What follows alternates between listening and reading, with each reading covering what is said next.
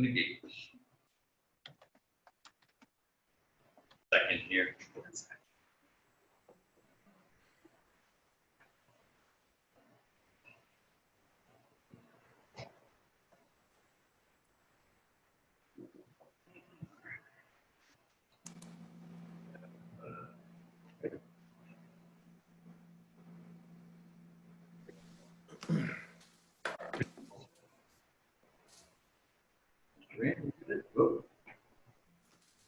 All right.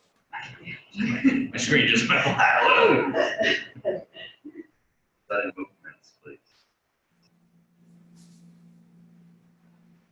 Star 6 to mute.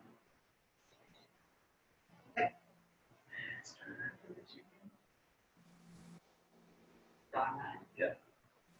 Pretty good. All right.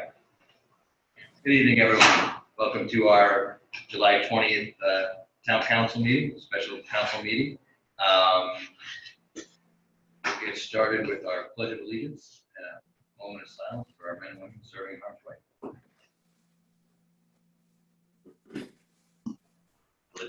To the flag, United States of America, to the republic for which it stands, one nation, under God, indivisible, with liberty, justice for all.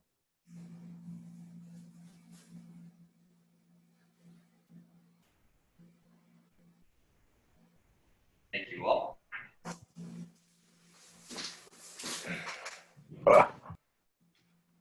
Hey, again, welcome everyone. Before we get started, I just want to go over a few of the items. For those of you that are at home wishing to participate, called upon, *6 will allow you to mute and unmute your phone. *9 will allow you to raise your hand. And if you are viewing in a web browser, you should have some display options at the bottom of your page, which will allow you to raise your hand if you have a question. When called upon, if you could clearly state your name and provide your address for our clerk. And with that, we will turn it over to the clerk for our roll call. Ms. Ujifuza? Present. Ms. Abbott? Here. Mr. Hamilton? present. Mr. Katzman? Here.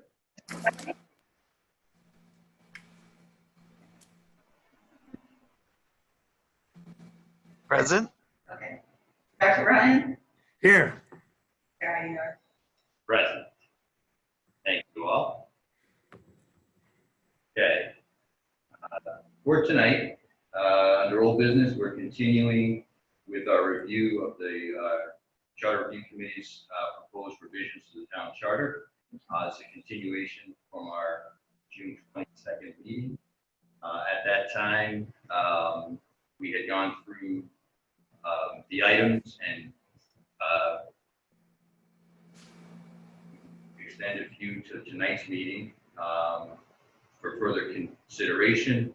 We also had some additional information provided by our solicitor for some clarification that we look for. You should have all received that information as well as part of the packet. And then we have some new business. So what I'd like to do is get started on the continuation. First item was number 201. We had a motion to continue. The item, if you refer back to the matrix, pull up the matrix. Okay.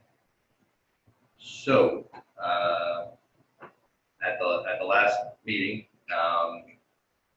we had a motion to continue for some further discussion. I don't recall who was it. Ms. Ujifuza, did you have specific things that you had wanted to bring up at this point? Or any of the counselors? I know we continued it. Right. I thought that's what the document that was part of the backup for today was, the matrix. I thought we were just going to march through those and vote on them, but am I mistaken? Well, we had the matrix at the last meeting, but there were some questions about this specific item. So we had voted to continue to this meeting because certain counselors, I think, had wanted some clarification. So for those, does anybody remember typically Mr. Katzman? So my recollection is that we had quite a number of issues we were marching through in the matrix at the last meeting. This particular one appeared to be subject of quite a bit of people wanted more lengthy discussion. I know I personally wanted some more time to reflect on input from others. So I don't think there was any specific task that was to be accomplished between then and now, other than that individual council members wanted to have a little more time to deal with it, since we had received the report only a little shortly before the last meeting. That's all my recollection was on it. I know there was a motion to postpone to today. Was there any other motion made? Are we in any sort of pending motion status here?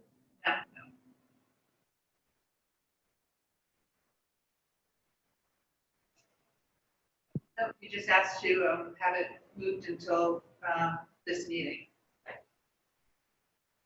Right, and rather than accidentally skipping one of the matrix items, I Sure. think it might make sense just to march through them really quickly. And if anyone Okay. wants to, okay, Were there, sorry, I just have a question. Were there any that we actually voted on? I think. Yeah. There were eight items that you voted on. I have Mr. Aguirre questioning the ones that you wanted to continue. So he's asking first on this one item, which was the first one that you moved over. He's got the list of the ones that you asked to be continued over. Okay, Oh, so this is okay. the first Well- one of the ones that we continued. Yes. So Okay, So item number 201, which is up on the screen, was one that we continued to tonight's meeting. And I think some councilors wanted a little bit of extra time to understand things. The suggested changes from the Charter Review Committee are highlighted here in red. And it's the names of all candidates for the town council shall have qualified to appear on the ballot shall be listed along with their respective party designations crossed out in an order determined by the Board of Canvassers by drawing of lots regardless of party designation or affiliation. So those were the highlighted changes there. Mr. President, it's by my reading of this, the committee's thought process was just to take out the alphabetical order and just pull by lots so that Mr. Katzman could have the possibility of being first on the list as opposed to Ms. Abbott. wait, sorry. Just pause there to clarify for a minute. We don't do it alphabetically, right? So we're just Right. changing the language so that it's consistent with what we actually do. Because you've said that a few times now, Keith, and just to be clear, I'm not first on the ballot because we don't do it alphabetically. We do Right. it as a random selection now. So Right. we should make the language consistent to what we actually do. But Yep. they're pulling out that information in Right, the way it's written now. right. Correct. Because it's wrong. The way it's written is not correct, and it's not That's how right. we do it. Yep. Right, they're just trying to match up with what the Secretary of State. Correct. Correct. I'm ready for a But vote it's on this. it's to As strike it that shows. language that we're not using. Just to Correct. That's not what it is, Yeah, no, because the canvasser clearly tells us at the last added additional words, regardless of party designation or affiliation, is inconsistent with state law. All right, so we should strike the alphabetical, but not add the regardless of party designation. Correct. that's correct. So this, under the Board of Canvassers, they always do it one party, the other party, one party, the other party, and then at the end, a block of independents, if I remember correctly. That is Correct. correct. All right. So the regardless of party designation or affiliation has to be struck. Agree. Hold on a minute. The way it's conducted, we put all candidates in, their names in an act or a vessel. And we get the order from the Secretary of State, whether it's Democrat, Republican, or Republican, Democrat, moderate, or whatever. And we pull each name individually and fit it into that block. For example, candidate X is a Democrat, but the first place on the ballot is a Republican. And I pull out candidate X, who is a Democrat, it gets immediately put in slot number 2. If I pulled out an independent candidate, it would immediately be placed in the first place for independents, because all independents are placed after the partisan candidates. That is how we do it. It's not written into the charter, and I understand how the charter committee would like it to be spelled out, but that is the fairest method to achieve the results that we would like. We get the slots from the Secretary of State's lottery, and then we fill them in based on how we pick the candidates. Based on just a random. Yep. It's fairer that way rather than having all Democrats in one. Right. So to be consistent with this, without the state mandates it, the last phrase, regardless of party designation or affiliation, needs to be struck. Yes. Wouldn't it just, Mr. President, wouldn't it just be easier to say the names of the candidates for town council, blah, blah, blah, shall be listed in accordance with RIGL 17.19-9.1, period? Does that take care of it? And then if for some reason state law changes, we would still be consistent with it. Do we So I think- reference other state law in our charter? Yes. Yeah, we do. I don't think So it that does. would make sense. Does the 1719(1) state that it's alphabetical, or does it state that it's drawn by lots? Lottery. It gives us the option to draw by lots. It leaves Conduct a lottery to determine the ballot order. community. There are some charters that have it written that it is alphabetical. No. There are some that have it by lot. It really leaves the decision up to the local communities. But So then it would behoove us to put it in the charter that it should be done by lots and not alphabetical to avoid right now, our any charter, future canvassing. yeah, Right, our charter does allow alphabetical. right. So if in the proposed changes, if all we do is strike regardless of party designation or affiliation, the new wording from the Charter Review Committee should be consistent with what is in the in Rhode Island general law. It is. Would be. So we could certainly vote on that. Is that a motion? This is part of the. I would move that we approve the Charter Review Committee's suggested changes, striking the last phrase regardless of party designation or affiliation. I Second. second that. No. She can have it. By Dr. Ryan in a second. That is to concur with the suggested changes except for striking out after lots, it's period. Striking out regardless of party designation or affiliation. Yes.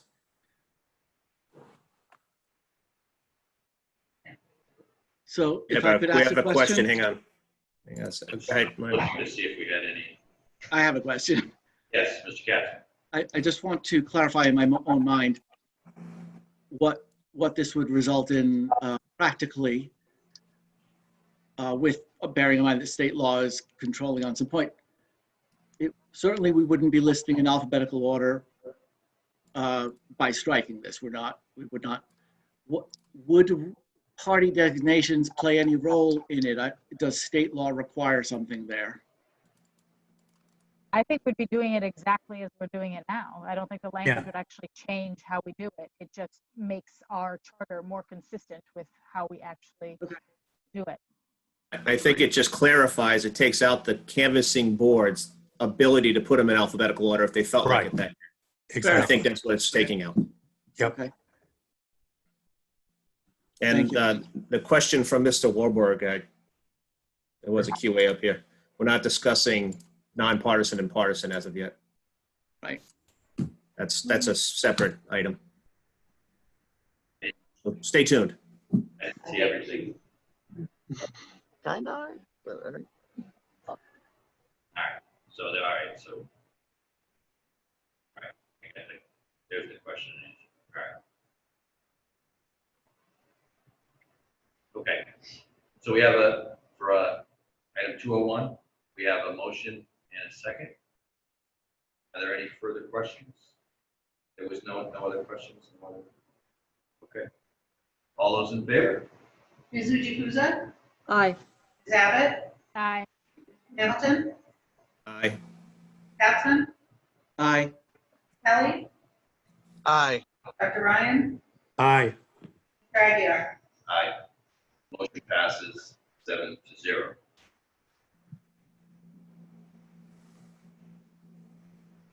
The next item that was continued to tonight's meeting is item 202, which was, again, a recommendation. All the changes are being presented there in red. This was a lengthy one, so if you want to just take a moment to read it, and then we can entertain any questions or comments from councilors.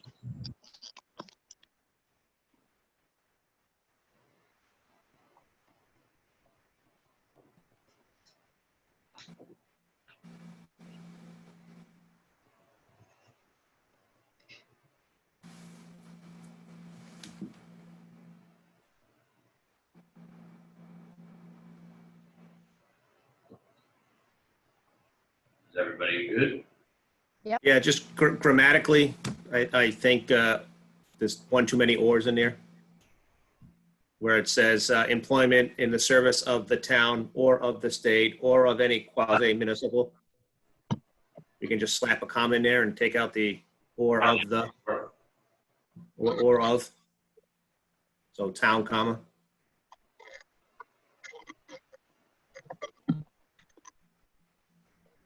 I didn't do well on my English SATs. If anybody wants to disagree with that, please jump in. But I don't think the or of after town is necessary. No, a comma would do fine. Mr. Catherine, do you have a comment? I do. We discussed this a bit last time at the last meeting. One of the questions was, well, what exactly would qualify as a Portsmouth-based quasi-municipal organization other than the Portsmouth Water and Fire District? The answer I gathered was probably none, but there may be others. I would suggest that if every one of us well-informed town council members can't right now list all of them, then what's the voter supposed to think, and how is anybody supposed to know? So I certainly don't think we should use language like quasi-municipal corporation when folks aren't likely to know what that means, other than Well, maybe knowing it's the Water and Fire District. Yeah, the only other one would be the Rhode Island Bridge and Turnpike Authority, which is a quasi-state and has It's two not- bridges. It's not, yeah, I don't know that that is Portsmouth-based though, but in any event, let's assume that let's talk about the Water and Fire District. My opinion on this is that voters should have a choice to vote for whoever it is they want. They will know if a council member is running for water district. They'll know if a water district board member is running for council or school committee. The voters should have the choice to decide that, whether they want those people to serve in office or not, and weigh any of the factors that they typically weigh, including whatever offices they hold. So I'm not in favor of, by charter, preventing the voters from choosing to vote for a particular candidate. So I would move that we not adopt these proposed changes. move to not adopt. Yeah, I would have to agree with Lynn on this one. This seems like it's unnecessary from the federal government point of view. Some of the language, I mean, is covered by the Hatch Act already.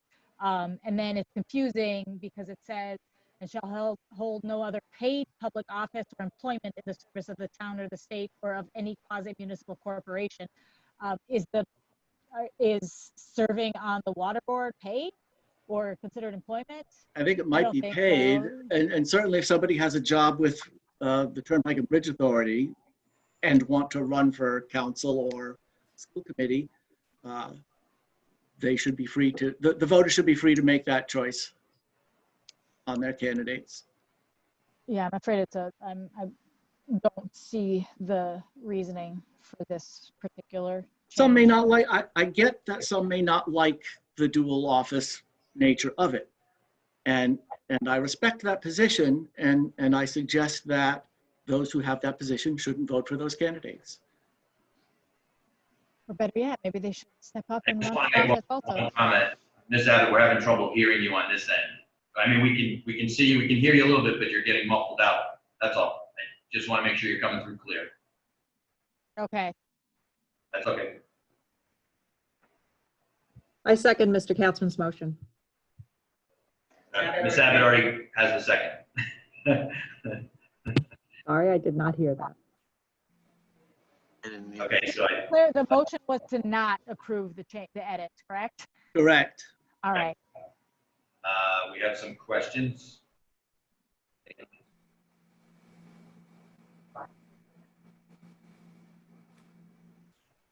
Okay. I'll wonder. Mr. Woodhead, got a question? Hand up? Hello? Unmute yourself. All right. Oh, yeah, let's try this. He's on Council President, can you hear me now? We got you. President, members of the council, I'd just like to thank the Charter Review Committee for making all these, for the time and efforts of making all these changes to the Charter Review. I just have one comment on 202. It's for the part that says, nor shall any elected official or the Portsmouth-based quasi-municipal organization have any financial or vendor relationship with the town of Portsmouth during their term of office or for 1 year thereafter. We do a lot of business. We try to keep a lot of the business in town. So if someone is on that quasi-public board, we won't be able to do business with them. Just like Mr. Katzman said, like the Bridge and Turnpike Authority. Would we not be able to use the Bridge and Turnpike Authority to go over the Newport Bridge because that would be a vendor of the town of Portsmouth? Or just like Tom's Lawn and Garden, if he wanted to run. So I just have a couple comments I just want to make you guys aware of. That was just my comments for you guys.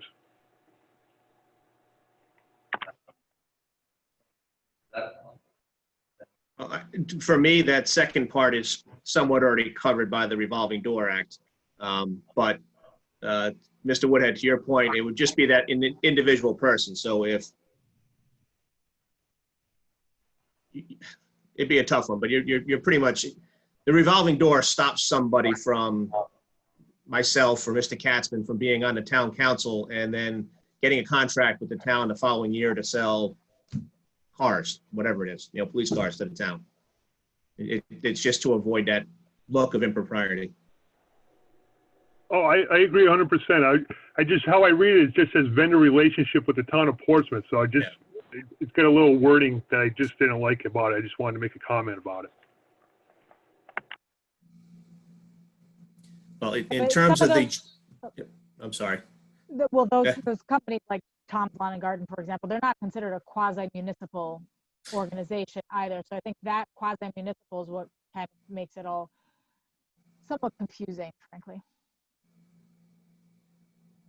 No, but I think to Mr. Woodhead's point that if somebody from Tom's Lawn and Garden wanted to run for the water board, they couldn't do business with the town for 1 year after they were off the water board. I think it's what Because of the his reading vendor is of that. relationship. Right. Right. I'm pretty sure Kevin's company is a vendor to the town also, right? So There's many. There's a lot, So, exactly. It's a Right. small Somebody- town and somebody we're who all works for- volunteers. Yep, if somebody who works for East Coast Construction wanted to be on it, or somebody who wanted to, there's multiple, so. Yeah, I think that would, For the last few years, we've seen individual council members recuse themselves from votes that would have a direct relationship to their employment in whatever firm they belong to. So, correct, I as we think, should do. for them to vote on that would be a breach of ethics, and then they'd be covered by the ethics statutes. That's right. Correct.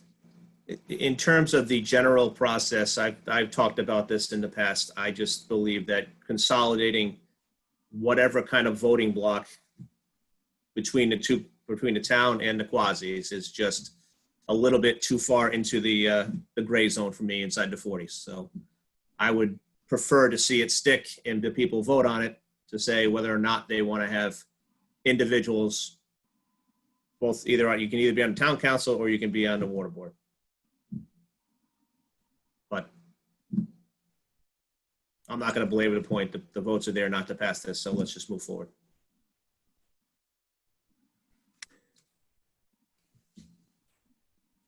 So we have Shall we a vote? motion. Oh, Mr. Kelly? Oh, did you have a question, Mr. Kelly? No. Just getting ready to vote. Want to make sure there's no other. Okay, so we have a motion and a second to take no action, basically, to not accept the changes. All those in favor? Mr. Jukusa? Aye. Abbott? Aye. Mr. Hamilton? Hey, Mr. Katzman? Aye. Mr. Kelly? I don't know if I should recuse myself. Uh, Oh, see, he's on the water board. Is Second. Kevin here? he You can all- can't weigh in on an ethics question. You have to decide that on your own. I would recuse I'm going to recuse myself. out of an abundance of caution. If you have to ask. Under abundance of caution. I'll send in the paper tomorrow. Okay. Dr. Ryan? Aye. Dragger?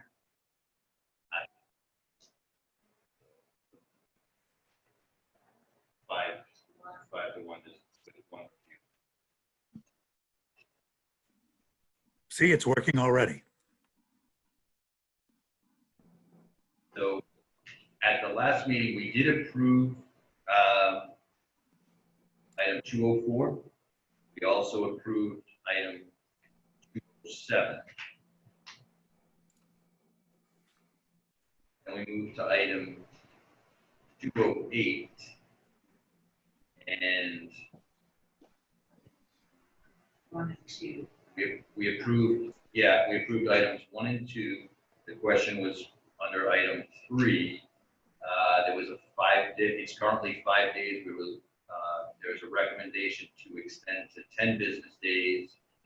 There was a question about if the 10 days would create potential scheduling conflicts. Because on any year, there's a potential for a conflict depending on how the schedule plays out. Back it up based on. Meeting for just making 10 days. Or we could leave it as is and try to get it out at 5 days or sooner. I mean, this one I think has some flexibility from the council perspective. No, I mean, it's been 5 days. We could, as a policy, as councilors, try to get that, the budget posted sooner. But I think if we take 10 business days, that does create a potential for a problem, and then we just have to work schedule from year to year. I'm flexible. It's really open to suggestions here from the council. I think it should be the council's goal and the administration's goal to get the provisional budget out as quickly as possible. But to put a arbitrary 10-day limit on there, who knows what could happen? It could be vacations, could be Memorial Day, whatever.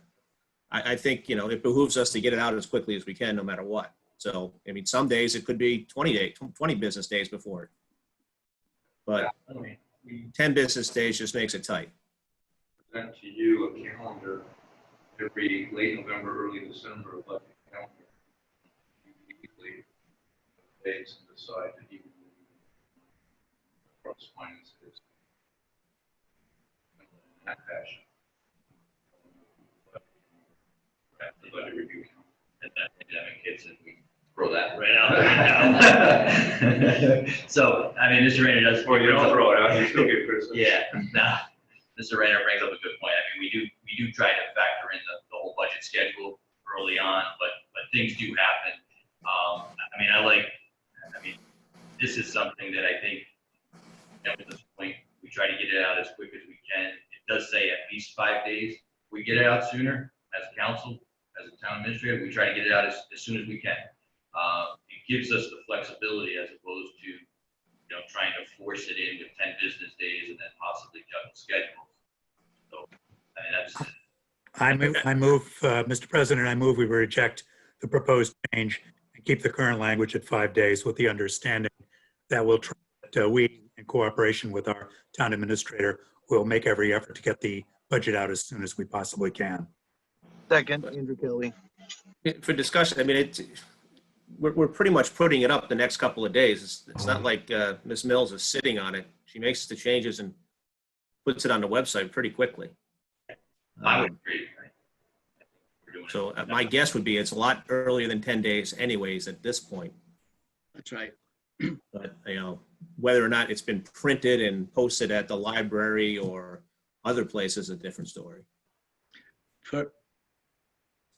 Heck, you couldn't even get a printed copy right now because you couldn't go to the town hall to get it in COVID time. Unfortunately. We have a hand. Well, Wait a minute. Okay, Mr. Norton. Good evening. I'd like to provide a little bit of background from the point of view of the committee. The first point I would make is there already is, as you have pointed out, an arbitrary limit. And the committee, in effect, saw competing goods. There could be either a time crush for the council with the 10 business days, or could be a time crush for the public with 5 days. And so it was the sense of the committee, by a fairly large majority, that the town should be under pressure to produce the budget, more so than the public should be under pressure to read and understand and be able to question the budget in the time allowed. I hope that helps clarify the issue.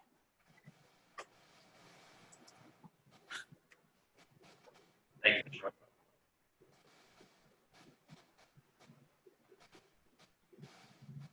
Are there any other? I don't see any other.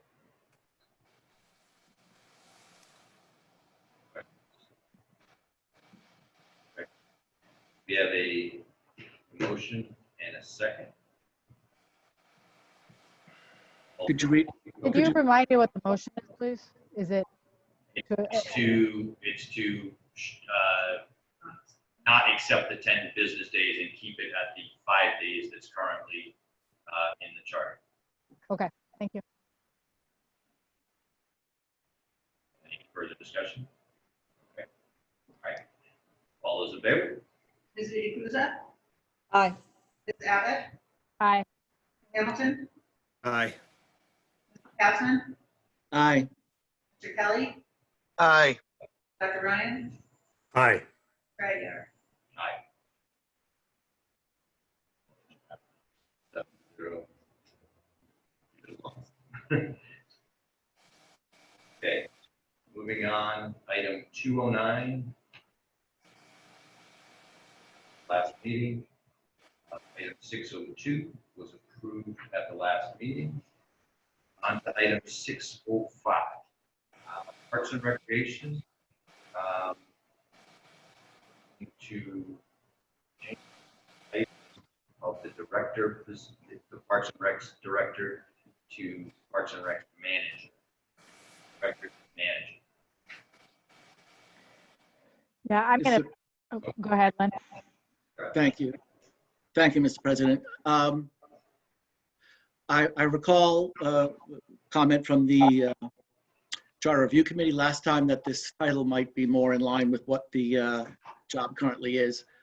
That said, all of our departments right now that aren't headed by a chief have directors. I'm cautious to not cast a particular department in somehow a lesser light because they have only a manager and not a director. So we have a director, for example, of business development. So our departments are headed by directors, and whatever their job descriptions may be and compensations may be will be up to the town administrator and the council. But I would prefer to not change the title in the charter, but leave it as a director. I would agree with Len on that one. I do not agree with changing the title. I've read the description of the job of Director of Parks and Recreation, and I believe that we do need a Director of Parks and Recreation, and the job title should say as much. So I am, I don't know if that was a motion or not, Len, but I move that we not accept this change. I'll second that. We have a motion and a second to not accept the proposed change. Do we have questions? And there's no, I'm not seeing it. Okay, let's move on and all those in favor? Mr. Jukusa? Aye. Abbott? Aye. Mr. Hamilton? Aye. Capson? Aye. Kelly? Aye. Dr. Ryan? Aye. Mr. Aguirre?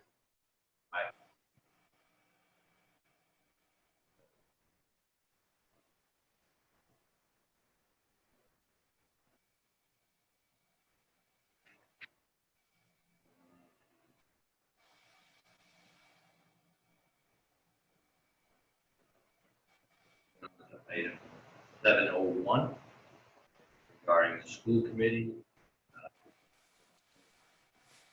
A nonpartisan school committee, and then of the names and candidates for school committee as indicated on the screen. And this was extended out for further consideration for tonight's meeting. Do you have any comments from councilors? Mr. President, I'm sorry, just for clarifying, we are on 701, correct? Correct. Right. Can I suggest, since this is a discussion about whether we have elections with party labels on the ballot, that we bring into this line item in our agenda the other items that have been submitted for under new business, the charter additions, that would essentially put these same types of provisions on council races, so we don't have to have the discussion twice. Okay. If that is the case, then I would like to allow Mr. Hamilton to That's fine with me. bring it up. If that's a motion for Mr. Katzman, that's fine. If that's a motion, I'll second it. To have them both, to hear them both parties, the both nonpartisan questions at the same time. All right. So we're gonna need a motion and a second to take that on. All those in favor? Mr. Jukusa? Aye. Ms. Abbott? Aye. Hamilton? Aye. Capson? Aye. Mr. Kelly? Aye. Dr. Ryan? Aye. Mr. Aguirre? Aye. Passes 7-0. So we will entertain both items at this time.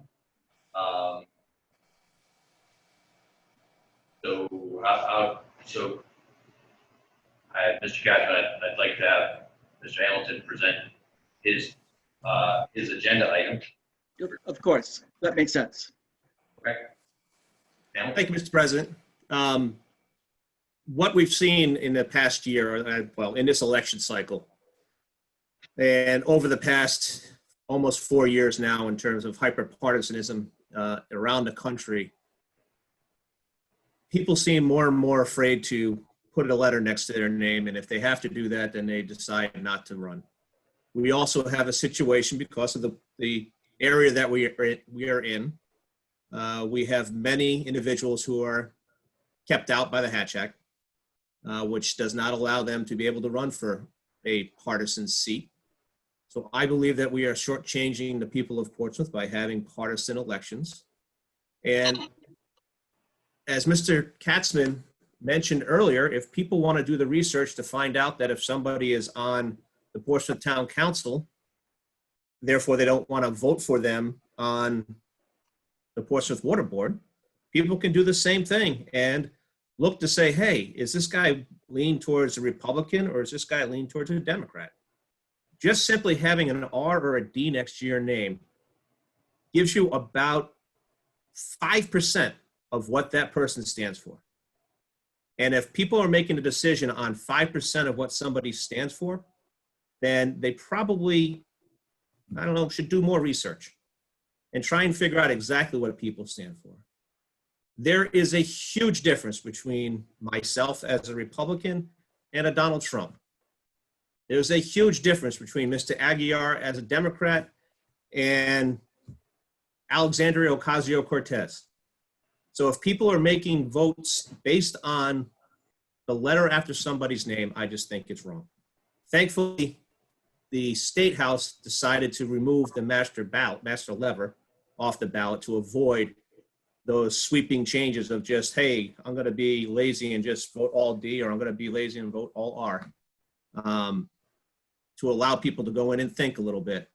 I would hope that the citizens of Portsmouth, and I'm pretty sure the majority of them would think this way, and why it should go on the ballot to make the people, to let the people of Portsmouth make that decision, not the council, that the people of Portsmouth should be able to decide whether or not they want partisan or nonpartisan elections. And if come November 4th, the answer is we want partisan elections, then great, we live with it. If the answer is no, then we change to nonpartisan. But I think the people should have the ability to vote on that. Just simple numbers alone in our surrounding community, the numbers I have posted here. Portsmouth Town Council has 8 candidates running for 7 seats. God bless me, since I'm the only Republican, I'm going to be either 1 or 2 on the ballot. So it just, you look at City Council in Newport, they got 19 people running for at-large seats, I believe. It's a shotgun election. Town Council in Tiverton, 16 people. Town Council in Newport, 19 people. Excuse me, Middletown. We should have more people running. And there are many people out there who would like to run who are not allowed to because they work on the base or work for a federally funded organization. We actually had a council person leave the council a few years ago because it was brought to her attention that she was paid for by some federal money, so she stepped off of the council and didn't run again. I believe we should have nonpartisan elections in town, but I'm willing to accept what the voters say and give it to the voters to make that decision and not have a decision made by the 7 people sitting here at this council.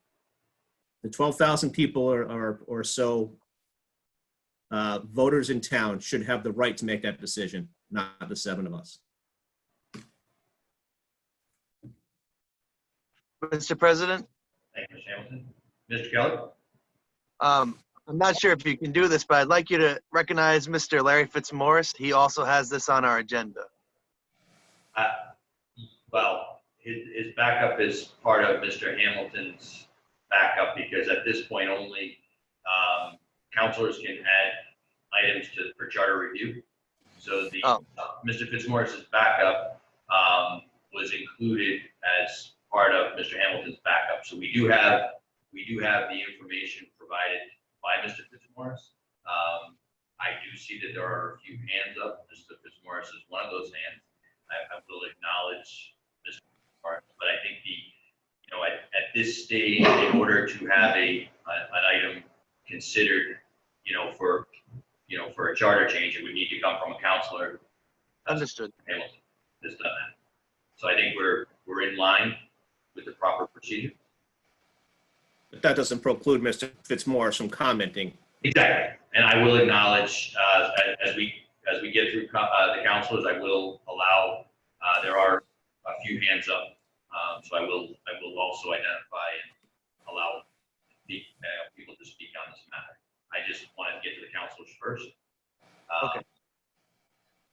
So is there any further any comments from other councilors? Mr. Catherine? Mr. President, thank you.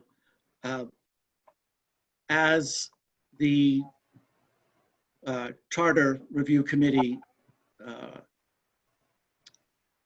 votes and notes forwarded to us, this was by no means a mandate from the Charter Review Committee. There's a significant discussion. I believe that party labels matter, that Mr. Hamilton can speak for himself. I am proud to be a Democrat, and I'm proud to say that I am defined by more than just 5% of me. I identify with the Democratic Party platform of the state of Rhode Island. What I am concerned about is hiding party labels, because let's be clear, nonpartisan is a misnomer. There will still be party labels on the ballot for all other races. State House, what have you, party labels will be on the ballot. Also, partisan individuals, Democrats, Republicans, any other party that may come around, individual party affiliated people will be running for council and school committee, but that information will be concealed from the voter in the voting booth. So it's not a nonpartisan election, it is hidden party elections. And I think that does a grave disservice to the voters, it is our responsibility, I see it as my responsibility, and I believe this council sees it as its responsibility, to only forward to the voters questions for changing our charter that we believe, that I believe, are in the best interests of the town of Portsmouth and the citizens and voters of Portsmouth. And I simply do not believe that concealing party information from the voters is in anyone's best interests. With regard to the numbers, Mr. Hamilton referenced numbers that of people, candidates running for office in this current election. Newport has had hidden party elections for years. Portsmouth, we show our party labels for everyone to see. I can't speak to what happened this year. This is a special circumstance. Every town has its issues that cause people to run for office. But I went to the Board of Elections and looked at all elections from 2018 back to 2004. Prior to that, I would have had to have downloaded Excel files and whatnot. But from 2018 to 2004, anybody can look up how many candidates were running in Portsmouth, Newport, and Middletown. Portsmouth had more candidates than Newport running for 7 council seats. Every year, except for 2010, when Newport had 1 more, and except for Middletown in 2004, when they had 18, but in 2004, Middletown had party labels on the ballot. Since Middletown has gone to hiding party labels, in 2016 and in 2018, it had 9 folks run each time. We had 16 in 2016 and 15 in 2018. So in fact, not only does our experience in Portsmouth show that we have plenty of candidates, but broad-based research on this topic shows that party affiliations being present on the ballot actually drives voter participation, including those running for office, and including driving voter participation at the ballot box. I could go on and on. I have a lot of reasons why I believe party labels matter to people.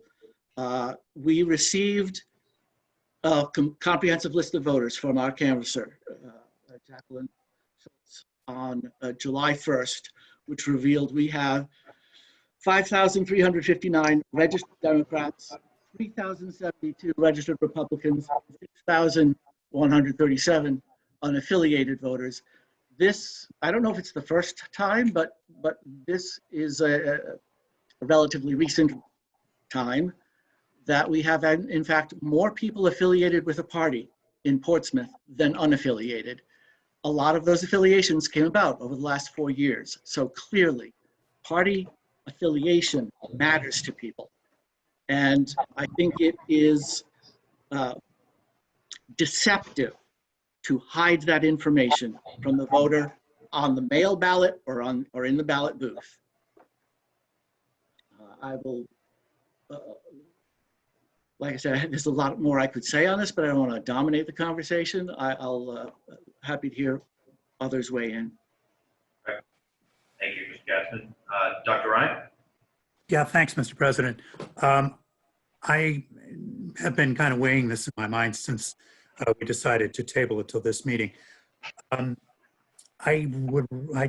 agree with Mr. Katzman's statement that the party label does confer a certain amount of information to a voter.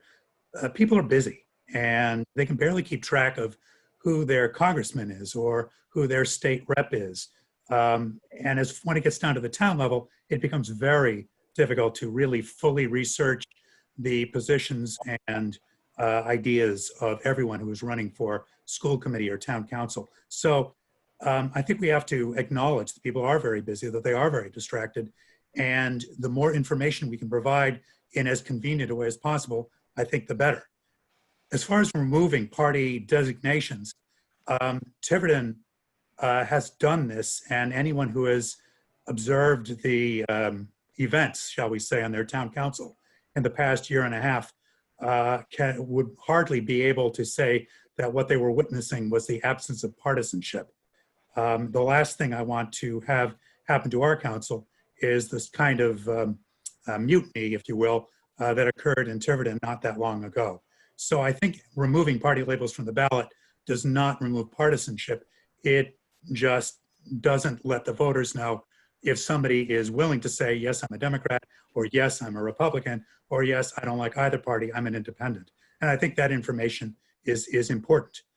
The Hatch Act does apply to a number of people in town, but information on the ballot applies to all people in the town. And we are an elected body. We, in the United States, do not govern by plebiscite. We govern by an elected representative democracy. And when we go to the polls, we vote for people to sit on the town council whom we feel can be trusted to make an effort to understand the issues at a greater level than most of us have time for, and to vote in the best interests of the town. So my opinion would be, I think more is lost by removing party labels than is gained by it. And so I would not be in favor of this initiative for either town council or for school committee. Thank you. Thank you, Dr. Ryan. Ms. Abbott? Yeah, to be honest, I was really torn on this one.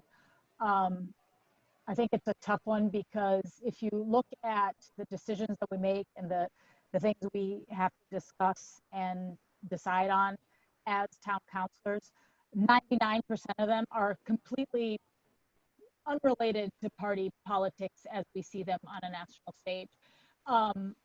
So I think it's unfortunate that we live in this very divisive, party politic environment right now. And I think it detracts a little bit from our goals and objectives as town councilors. So this was a really hard one for me to kind of weigh, but I think I'll say that myself, I identify with the Democratic Party platform. It sets the values that guide me in my decision making, and I think I'm pretty open and honest about that with my constituents and the people that reach out to me, and I'm pretty transparent into what my beliefs are, and that's what I'm going to use to guide me in the decisions that we make regarding our town. And it would be pretty overwhelming to jump in and try to run for town council on my own. I would not have done it if I didn't have the support and guidance of the other Democrats in Portsmouth. And to be honest, I don't think I would have been elected if I hadn't run with the support and guidance of my fellow Democrats. So I think it is unfortunate that party politics plays into town council, because I think at the end of the day, it's not really relevant to most of the decisions that we make, but it's just an unfortunate reality of our political system and how our elections work.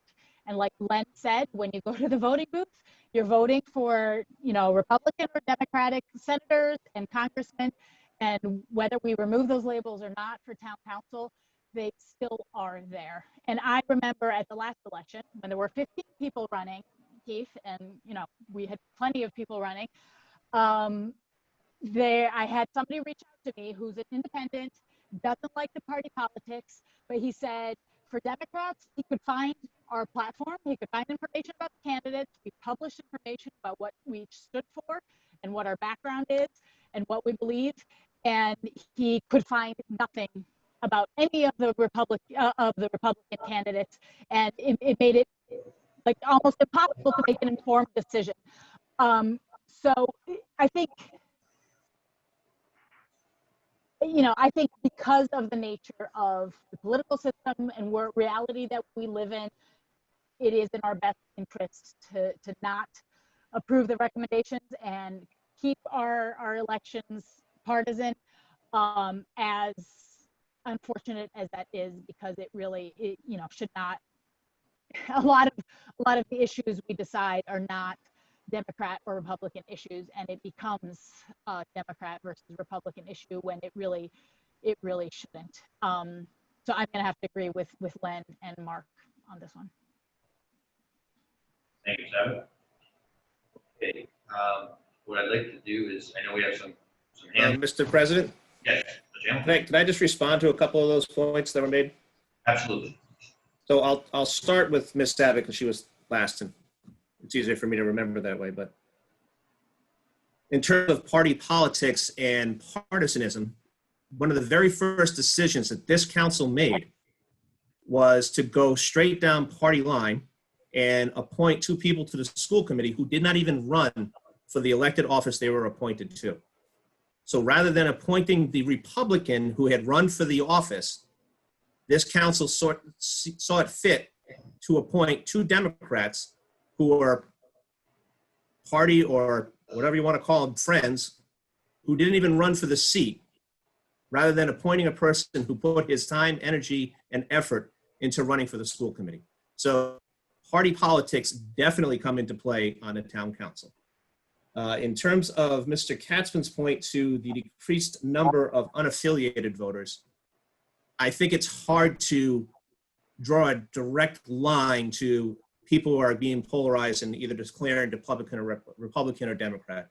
People could just be declaring because they wanted to go to a primary and wanted to vote for or against a Democratic candidate or a Republican candidate. So to assume that people are becoming affiliated because they want to identify is a stretch. And Mr. Ryan, Dr. Ryan, I can't even speak to what goes on over in Tiverton. It to me is, I don't think that was party related. That was just really poor leadership, and that type of decision goes down. I'm not advocating for recall elections on my next agenda item, but we do need to have some way to police ourselves. Thank you, Mr. President. Thank you, Mr. Hamilton. Mr. Ryan?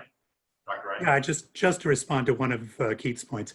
As far as the people that we decided to appoint to the school committee, if party labels were hidden, then no one would know that we had chosen Republicans, Democrats, Independents, Socialists, or anything, because that information would not be readily available. So but they would have known that person had run for the office. Okay. This council decided to go down partisan lines, right, and appoint 2 people who didn't run at all. That part I don't debate, but what I would point out is that having all these party labels on people's names does make it clear when this sort of thing occurs. And then people who are troubled by it should be motivated to investigate it. People who are not don't have to. But you hide party labels, perhaps in some instances, that sort of, that sort of behavior or those sorts of events will more likely to go unnoticed. What I'd like to do is, let's go through some of the attendees. I don't know what order they came up, so we're just gonna kind of go down the order. First, Mr. Norton. Good evening again, and again in the spirit of providing amplifying information. Mr. Katzman is quite correct. This was, both of the main votes regarding this topic were highly contested and passed only by a wafer. And I'll leave it to the council to determine whether or not the makeup of the charter committee in any way mirrors that of the town. I would also note, as a matter of fact, that we would not, if this change were to be enacted, we would not be the only municipality that had a nonpartisan school board or school committee and a partisan town council. And I do think there are questions, if you bundle the two, if the one that appears to be more weighty will dominate the discussion. The next thing is that the charter committee, although there were divisions within it, admitted as fact two items that have been brought up. Mr. Katzman touched on one. The partisan system under which we now have denies a minority of our neighbors and fellow citizens the opportunity, if not the right, to run for office. It also, as has been admitted most recently by Ms. Abbott, disadvantages the independent candidate, no matter how alphabetizing is or is not conducted. That block at the end suffers from a lack of support, suffers from pole position. Removing the partisan designator would fix that disadvantage to the independent. If an independent wins, he wins, and she wins in spite of the system, not because of it. And it would allow all citizens of Portsmouth to run for office. Now, that's all in the way of backup. I'm sure the council will deliberate and make an appropriate decision. That gives perhaps a little background to the scenery of the discussion and debate that the Charter Committee underwent when reviewing these items. Thank you. Thank you, Mr. Norton. Next, we have Mark Katzman, also was a member of the Charter Review Committee. Hello, can you hear me? This is Mark Katzman. Yes, just speak a little bit louder. Hi, can you hear me now? We got you. Yes, thank you. Yes, I'll make this very brief. I just want to say, as secretary of the committee, I can tell you that the attendance, at these meetings, we generally barely had a quorum. And on this particular issue, as has been stated before, it did gain approval by the committee, but by one vote. So I won't go into the pros and cons of partisan elections. You've already covered that pretty well. I just want to point out that the decision of the committee to support this change certainly cannot be looked at as some sort of groundswell. It won by one vote. It was a very split group on that subject. Thank you. Next, we'll go to Mr. Fitzmaurice. Okay, Mr. Thank you, Mr. President. Can you hear me? Just a little louder, but we could hear you. Larry Fitzmaurice, 50 Kristen Court, speaking on behalf of the Portsmouth concerned citizens on this matter. But first, I'd like to point out, council and those people listening, I submitted an agenda item to speak to this matter, and I'd like to have the opportunity to do so. The point, I think, here is the declining interest in running for office is a problem that any of us can see if we wish to look at it. We've had declining numbers of people running. In 2016, there were 16. In 2018, there were 15. And now in 2020, there were 8. And this is for the council. In fact, the problems in the school committee are much worse. So we are seeing an awful lot of fall off in our candidacies. If we lose one or two more, then the council will be filling vacant seats after the election. So I think it is the interests of the people in the council too, their elected officials, to make sure that we have competitive elections.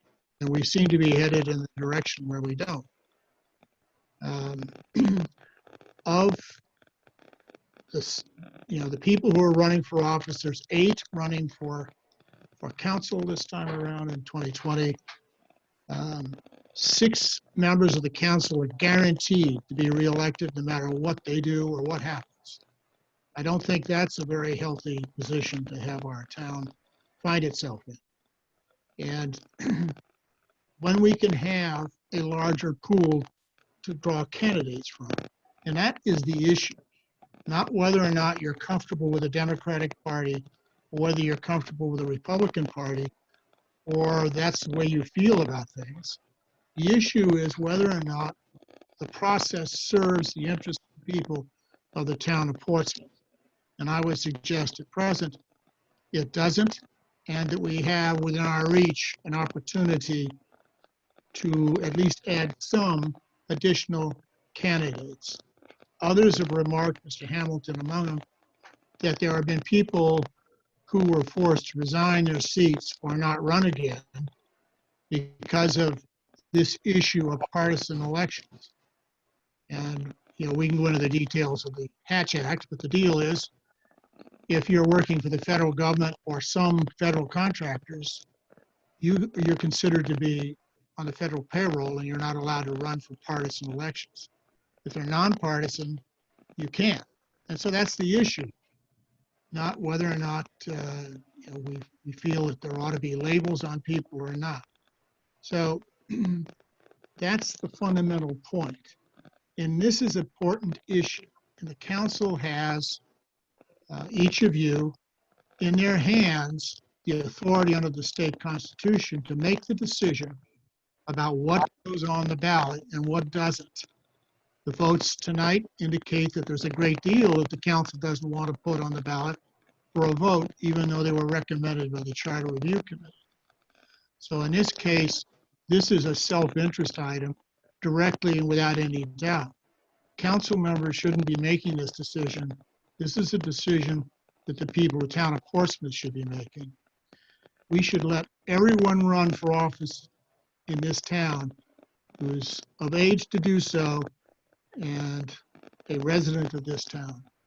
The council is so far saying, no, we don't want to do it. I think that you should let the people decide this. That's what I have to say for the moment, Mr. President. Thank you. Thank you, Mr. Fitzmaurice. I'd like to move next. We have Mrs. Grieve, Nancy Grieve. Yes, Nancy Grieve, 110 Thayer Drive. Am I speaking loud enough? Yes. Okay, thank you. I'm a member of the present Charter Review Committee. I'm only going to speak to the nonpartisan election for the town council, since the Charter Review Committee overwhelmingly voted for the nonpartisan election of the school committee. This very diverse committee appointed by this council could not reach a definitive answer to the nonpartisan election of town council. I believe that this is a very important discussion for all to have now. There is no downside to the residents by having a nonpartisan election of the council, except in the small minds of partisan politicians. The upsides include government employees running for office and the end of the marginalization of the unaffiliated or independent candidates. I also believe that this council cannot be impartial in this discussion. This council is the simple definition of a partisan group. The chair of the Democratic Town Committee sits on this council. There is no way this council can or will be impartial. Mr. Katzman has made his opinion on this subject very clear on several occasions. It's almost as if Mr. Katzman thinks he will lose his party affiliation. In any other world, Len Katzman would be deemed to have a conflict of interest in this matter. The question of a nonpartisan election of our town council is too important to be left to a clearly partisan group. The question of a nonpartisan election of our town council should be a question on the November ballot and the decision left to the electorate of Portsmouth. Please show some faith in the voters of Portsmouth. Nonpartisan election of our town council is simply a question of fairness. I do not have any confidence that this partisan council will pass this on to the voting residents of Portsmouth. Do you not trust these residents to make the decision that is best for Portsmouth? I challenge this council to finally do the right thing. As I've said, I have no confidence that this will happen, but I will make it a little easier for you. Send the nonpartisan election of the town council to a vote of the electorate for November and prove me wrong. Thank you, Mr. Aguilar. Mrs. Graves, let's go down. Connie? We're gonna unmute you. Done that before. Hello? Can we unmute Connie? Hi, this is Connie Harding. Can you hear me? We got you. Thank you. Great. Thank you, Mr. President, members of the council. I have obviously strong opinions about this issue, as I've been encouraging nonpartisan elections for several years now. And I like what Dr. Ryan said, we are governed by a democracy. 2 years ago, June 2018, 4 members of this council sitting in front of us, Dr. Ryan, Ms. Ujifuza, Keith Hamilton, and Mr. Aguiar, all said, let the Charter Review Committee decide if we want to send this to the voters. As Mr. Mark Caspin said, it wasn't a landslide, but it was very close. And Ms. Grebe said that the school committee, was unanimous. So integrity is doing the right thing even when it's not convenient. I know it's hard for some people that just stand by this, but I believe the people of Portsmouth deserve this to get on the ballot. Many of you won't be really campaigning this year for various reasons. Campaign for or against this issue. Let's get some excitement going in Portsmouth. It's been pretty dead for a few years. Let's get our excitement for politics, for democracy, and let's do the right thing for this town and let the people decide, not a partisan council. Thank you. And now we have a phone number. We just have a phone number. So whoever's calling in, if you could identify yourself with your name and address. This is, for the record, this is Theodore Peace from 85 Glen Road. I am calling in. Can you hear me? Yes. Okay, fantastic. Mr. President, thank you for hosting this conversation. I just wanted to respond to a couple of points that were brought up, namely, but a couple of councilors brought up some great points. Mr. Caspin brought up that partisan affiliation in Portsmouth is actually quite high. I would like to point out that due to extraordinary circumstances due to COVID, we had mail-out ballots this year. Typically in a primary, you can disaffiliate on the way out the door. That option was not viable this year to provide. So most folks just probably just voted in a primary and never disaffiliated after the fact. When I appeared as part of or in front of the Charter Review Committee in February, I pulled up the numbers from the Secretary of State website. Over 50% of Portsmouth voters were not affiliated. So obviously that number had changed because we had a primary as a mail-out and nobody was able to disaffiliate. I did appreciate Ms. Abbott's point about how overwhelming it is to run for town council and the party support really matters. But I really want to point out independents have an enormous disadvantage because there is no party, there is no mailer, there is no formal party support for independent candidates. And sometimes independents can go both ways. And if you're a Democrat on local issues because of certain things or the environment, but you may be a Republican on national issues, you may be overly religious or be a strong Second Amendment proponent. So sometimes people play both sides, and we all know in Rhode Island, if you have a D next to your name, you're much more likely to be elected. Rhode Island has been dominated by the Democratic Party. I'm not here to debate whether that's a good thing or a bad thing. I just wanted to make that point known. I also felt like another point that came up during the debate by the town councilors, or actually Mr. Cashman from the Charter Review Committee, you talked about the quorum issue. And obviously it's hard to get quorum. I'm the chair of the Solid Waste Recycling Committee. Sometimes we have quorum by just one member. It's definitely trying to argue that it's not a groundswell or a mandate from the Charter Review Committee. I think it's an inaccurate statement. When Middletown had this question in front of us, and Middletown is a very comparable community to us, they approved nonpartisan elections by a margin of 2-1. That is right on the Secretary of State website. So in closing, I would like to emotionally detach from the discussion a little bit. Close your eyes and imagine that you are catching up with an old and trusted friend from an undemocratic country over a cup of coffee. The topic of democracy and the ballot box comes up.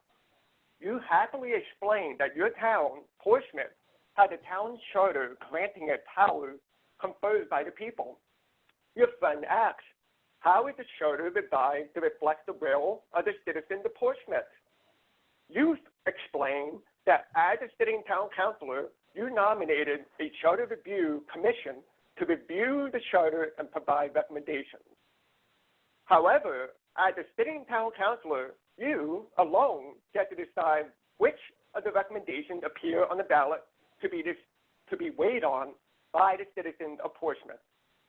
Even the portions of the charter directly applicable to your roles, powers, and even how you are voted into office.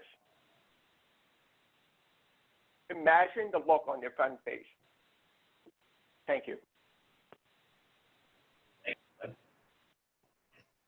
Okay. Is there a hand up from a panel? Mr. Cat.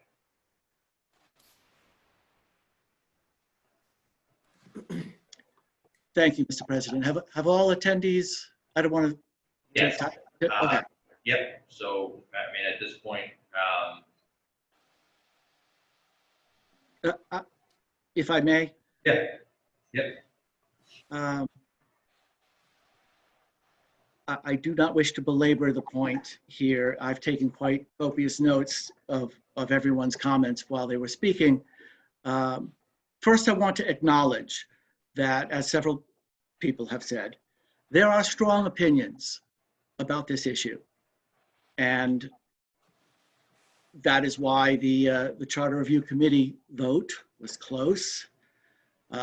And why people are speaking so passionately about it tonight. So I think it's important to recognize this isn't a small thing. As far as it being a close vote, if the Open Meetings Act had allowed it at the last Charter Review Committee meeting, that body, the Charter Review Committee, would have voted to keep our charter as is for both town council and school committee races. It is only a fluke that we have a split on that where the town council ballot was voted at the last Charter Review Committee to remain with party labels on the ballot, but the school committee one wasn't. As an aside, a member of the public made a specific comment about me and violating ethics laws. I want to remind all members of the public are free to file a violation with the Board of Ethics if anyone believes that any member of this council is violating some ethics rules. File a complaint. I respect everybody who steps up to serve on committees. It's thankless work. It takes up long evenings, and it can be hard. All committees, however, are advisory only, in the sense that they make recommendations to the town council and the town council must act. The reason for that is only the town council and not members of committees are responsible to the voters. Nobody can vote somebody off of the solid waste committee, for example. So it is important that people understand that the roles of people who serve on committees is advisory, and and I'll leave that at that. I want to address the Hatch Act really quickly. It's been said, someone said, I believe it was Mr. Norton, hiding party labels on the ballot would not allow all our neighbors to run, as he said, because many people cannot run for office because of rules put in place by their employer. Private employers have plenty, there are plenty of companies out there that do not allow their employees to engage in public office activities. So many people can't run for many reasons. Congress enacted the Hatch Act for valid reasons having to do with what activities they believe federal government employees should engage in. If people have an issue with those government rules, I don't believe that we should be implementing some sort of end around that. The issue should be taken up with Congress as practical as I recognize that is. A couple of folks have mentioned numbers and we're going in the wrong direction and somehow partisanship is keeping people from running for office in Portsmouth. Or we're going in the wrong direction. That is just simply not accurate. In 2018, 15 people ran for council in Portsmouth. In 2016, 16 people. 2014, there were 13 people. In 2012, there were 14 people. 2010, 13 people. 2008, 16 people. 2006, 15 people. And in 2004, 15 people. That was, as I said already, more people running for these 7 council seats than ran for these 7 council seats in Newport in every year, but one, where Newport came out 1 person ahead of us. And in 2004, where Middletown had 18. But of course, they had party labels on their ballot back then. So there simply is no evidence locally to suggest that having hidden party elections brings out some sort of groundswell of people who otherwise wouldn't run for office. In talking to my counterparts in Newport and in Middletown, the number of people who have come out to run who otherwise could not have is small. I respect that everybody who wants to run should, and that they have employers with provisions in place that prevent them from doing so is lamentable. I don't like the Hatch Act for that provision of it, but that is not for us to enact a workaround relating to. I want to end by talking about self-interest. There's research on this. There's research about how people vote in the voting booth based on what decisions. There is evidence. This going back decades, these studies are repeated.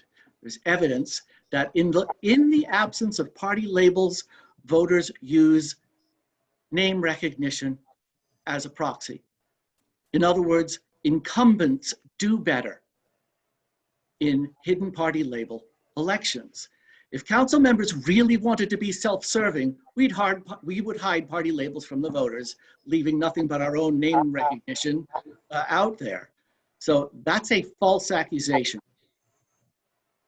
As far as questions saying that being a Republican or a Democrat doesn't apply at the local level, candidly, question how people make decisions can be reflected to some degree in whether they affiliate as a Republican or as a Democrat, or if they choose to remain unaffiliated.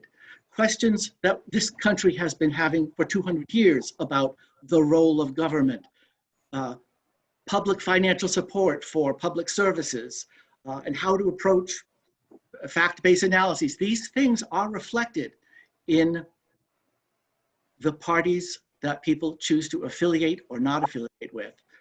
And again, I still have more points, but I've said, I think, the important ones. I don't want to belabor it too much more. I believe that it is my responsibility.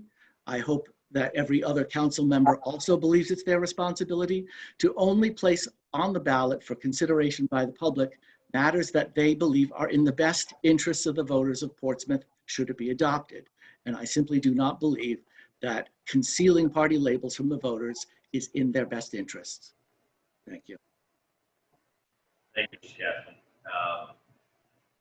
We have any further comments from council?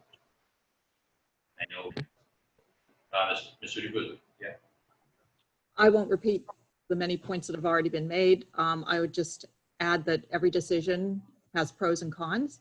And my vote will reflect the fact that I believe the pros outweigh the cons in the way I'm going to vote. So thank you. Thank you, Mr. Udubuzu. I just want to close this out. There's one last comment from Mr. Fitzmaurice. Mr. Fitzmaurice, I'll allow you to just make a brief comment. Thank you, Mr. President. I'm a little confused here. Are you voting, is the council voting on both proposals? Or is it just voting on the council? We are voting on both proposals for the council and the school committee to be. May I ask that the council separate the two? Mr. Fitzmaurice, I'm going to go out on a really big limb here, and if I make a motion to have the town council become nonpartisan, I won't get a second, so I don't think we'll have a vote on that one. Well, if we're voting for all of them at once here, a defeat by the council proposal for nonpartisan elections, which I oppose, means a defeat for the school committee nonpartisan. Is that correct? As Mr. Hamilton just mentioned, if we have a motion, but it would require a second from another council member in order for us to take action. So if there's no second, then either option moves forward for the ballot. Well, I understand Robert's rules just fine. What I'm trying to find out is where we're headed. Once a vote's been made, then it's too late for me to say anything about it. So I guess we're just going to have to see. But I think that the two matters, although certainly significantly related, are not exactly the same.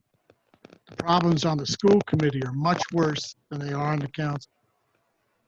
And if we can draw people back to the school committee, we need to do that. The council's appointed a very large number of people to the school committee to fill vacancies over the last few years. And this election, the incumbents are running, but nobody else. So there is no competitive race in the school committee. And I think that's a somewhat separate issue, but it's a bigger problem. Mr. President. Well, hold on, Mr. Kelly. Are you all set, Mr. Fitzmaurice? Yes, thank you. All right, we have one more comment. Ms. Harding, do you have anything new? Put on mute. Yes, Mr. President, I just want to remind a few people or refresh a few people here. During the last Charter Review Committee meeting, one of the reasons we also voted for nonpartisan school committee was because there are many towns with partisan town councils and nonpartisan school committees. So I really think this council should allow the school committee to be nonpartisan, to get the younger folks involved, the people with young kids in the schools that don't want to have a DRI next to their name, and at least keep the school committee as the charter review voted for it. So many communities, like I said, have nonpartisan school committees. Thank you. Thank you. All right, so let's, what is it? Comment? All right. Okay. I just want to answer this one question from Mr. Pikes. Is the town council aware the chair of our school committee was forced to resign her post in 2012 due to switching to a federal position at Naval War College? In 2012. Mr. President, I remember that significantly differently. I was in the room when it happened. Okay, all right. Well, I think the question is are we aware? A member is aware, and I don't know if you can elaborate on that or not. I don't know if I don't know. I don't know if that's public knowledge or not, why they resigned. I have no idea. So I don't want to go down a road. I think we and go down. should leave that alone. I think it's personal business. All right. Well, I don't want to go down where we shouldn't go. So, are there any further comments from councilors? Mr. President, I have no problem taking these separately, but I'll make the first motion if that's okay. Okay. I move that we reject the Charter Review Committee's recommendation of language change in section 701 of the charter.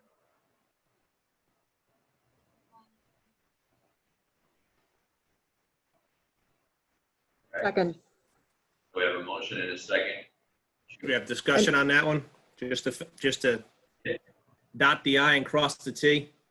Sure. Certainly. I think it's reprehensible that this council is going to take this action. We had a duly appointed committee take almost a year and a half to review all of this information. They came back with an affirmative vote for having the town citizens and voters decide whether or not they want to have a nonpartisan school committee. And we have a democratically led council deciding that the voters don't matter.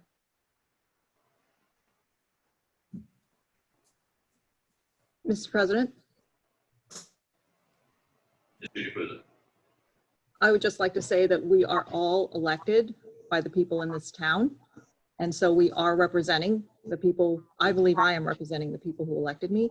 And I have been asking people, many people, to run for both school committee and town council. And I have never once heard anyone decline because they had to put a DR or I next to their name. That has never, ever been said to me. I've never heard anyone else say that it was said to them. Secondly, we have in fact encouraged young people to run for or to be on the school committee for the first time ever because there were party people reaching out to ask them to run. And I believe that all the parties or independents who care to do that can try to make those efforts to get people to run. We had to make a significant effort to have people run. It is not easy. And I have to say, being new to politics in 2016, if we hadn't had anyone to speak to, we would not have run. We were encouraged to run by the party. And so I believe that if the goal that everybody is expressing is to have as many people and younger people run, then the way to achieve that is not through partisan, non-partisan or hidden concealed party elections. It is to have people beating the bushes, getting folks to want to run and get involved. And that's what we've been doing.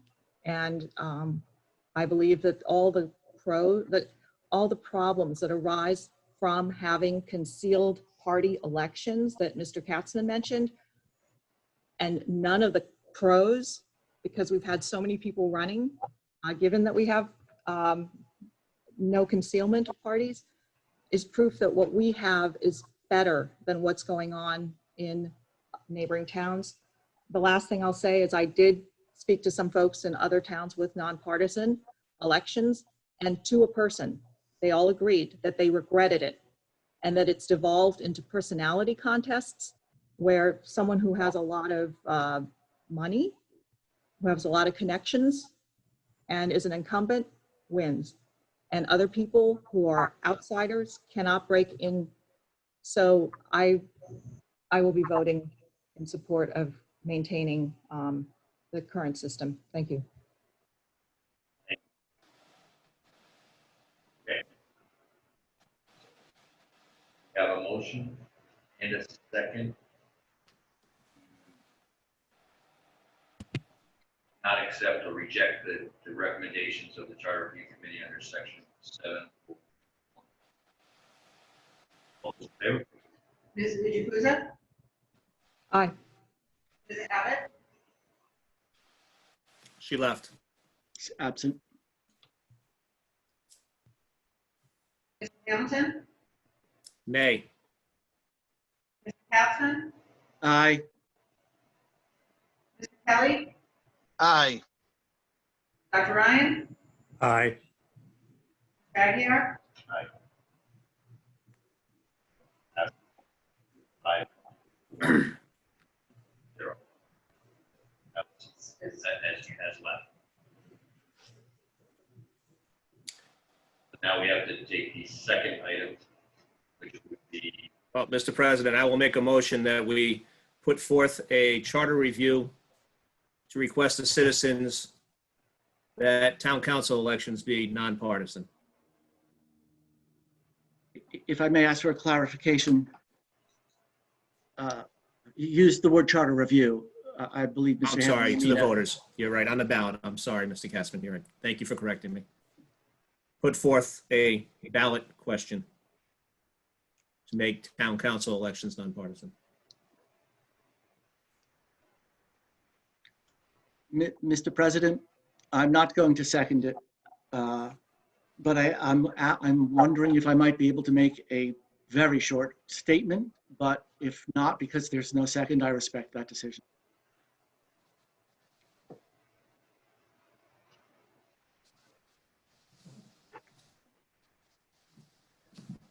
there is no second. Did not expect one.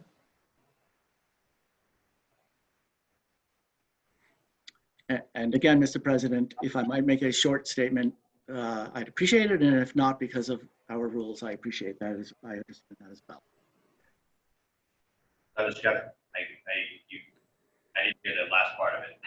Oh, I just said, I'd like to make a very brief statement, but if our rules do not allow it because there's no motion on the table, I respect that as well. All right, well then, I think we'll just move on. Thank you.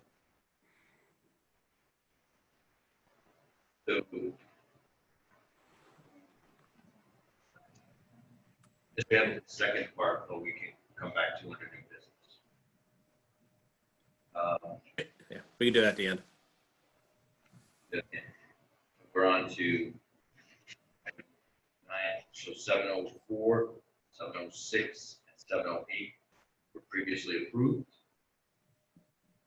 We're on to item number 902, which was a public records question, and then our solicitor, Mr. Gavin, had provided us some additional information for clarification or some suggested language.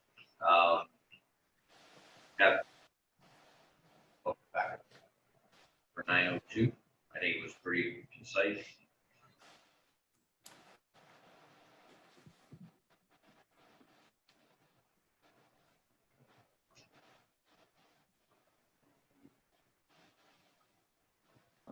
Mr. President, Mr. Ryan seems to be waving his hand.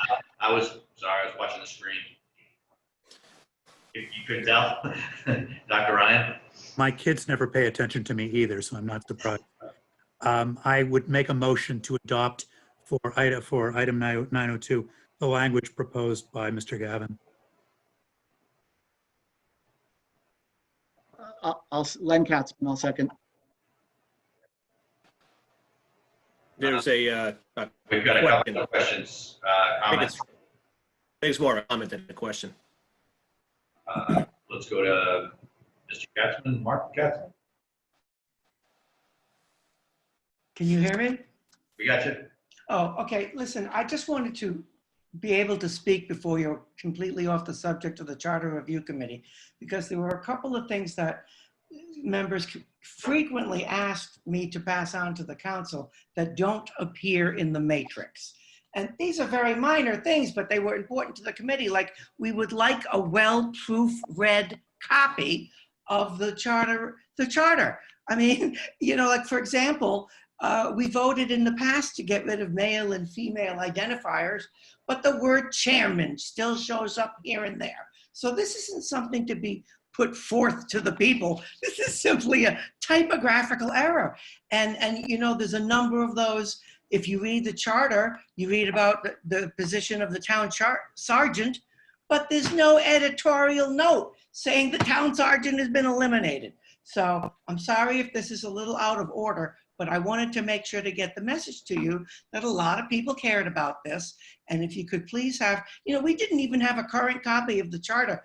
When we started, we were handed a copy, didn't seem updated. We looked online and then we're told, oops, we're sorry, the updated one wasn't posted online. So I know everybody's busy and the town clerk's overloaded, but if you could just clean up these little things, it would be appreciated.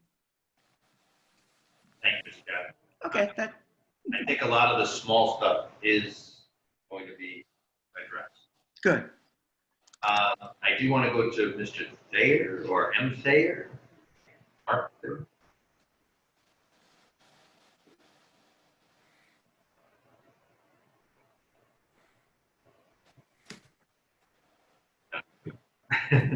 I think he's gonna do it. Mr. Thayer, you might be muted on your end. Can you hear me now?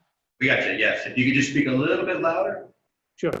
One of the things that was listed in the January meeting was that we wanted to, the Charter Review Committee wanted to include in the charter that the fiscal year, which is not specifically listed, is from July 1st to June 30th. There are a number of references to a fiscal year, but it does not list the time period. So I wanted to make sure that in sections 208 and 304, that the Charter Review Committee recommended that the specific dates are listed. Fiscal year.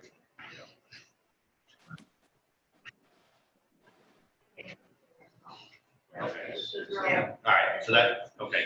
Thank you, Mr. Thayer. I think we've already agreed to that. Okay, thank you. Mr. Norton? Again, good evening. And Mr. Thayer, as a passionate advocate for cleaning up that discrepancy, has already covered that ground. And I would point out that that was indeed brought forward in the preamble to the matrix. And the committee was strongly in favor of the town council deciding what the fiscal year of the town would be, so that there would be no confusion about that. And Mr. Thayer has said that much more eloquently than I could. Thank you. There was a question, correct? It was a statement. I don't know how it disappeared, but No. this is Joe Battler, 1 Aquidneck Avenue, member of the Charter Review Committee for the Public Records Exemption. Given under the existing charter, gives the council broad power to close any records they deem unfit to release. State law grants considerable exemptions to open records statute and should be sufficient for municipal government as well. Thank you. Which I think is the spirit of what Mr. Gavin has put forth now. Okay. All right, so we circle back. We did have a motion and a second to accept the proposed recommendations under section 902. All those in favor? Ms. Jukusa? Aye. Hamilton? Aye. Katzman? Aye. Mr. Kelly? Aye. Dr. Ryan? Aye. Mr. Aguirre? Aye. Passes 6-0. 7 is up the bill. Let's move on to number 903, which was a conflict of interest clarification. Again, we have some suggested language here from our solicitor. Mr. Ryan? I would move that we adopt the changes in the language proposed by our solicitor, Mr. Gavin. Glenn Second. Katzman, second. Keith, seconded. Either way. So we have a motion and a tie for second. I'll let the clerk decide. All those in favor? Mr. Jukusa? Aye. Mr. Hamilton? Aye. Katzman? Aye. Mr. Kelly? Aye. Dr. Ryan? Aye. Dr. Aguirre? Aye. Motion passes 6-0. The last item from the charter review was under section 913. It was a collective bargaining reference, no collective bargaining agreement between the town of Portsmouth and any labor organization. The school department employee union shall be effective unless and until ratified by the town, Portsmouth Town Council. They're looking to strike including department employee. I think, they have any comments or questions? I think that just aligns us with state law because state law prohibits the town council from telling the school department anything they can do. That's exactly right. Unless you're in the city of Providence where the mayor can, never mind. But once they've approved it. And let's not become Tiverton either. And I had thought we had already done that a couple of I thought years we had ago. too. No? But we have to put that forth and explain it. So we're okay. I move we adopt the change to item 913 as recommended by the Charter Review Commission. Second, I had thought we had done this one I thought we had too. last meeting. We're talking about it again. Okay. You have no comments, questions? All those in favor? Mizuji Fuza?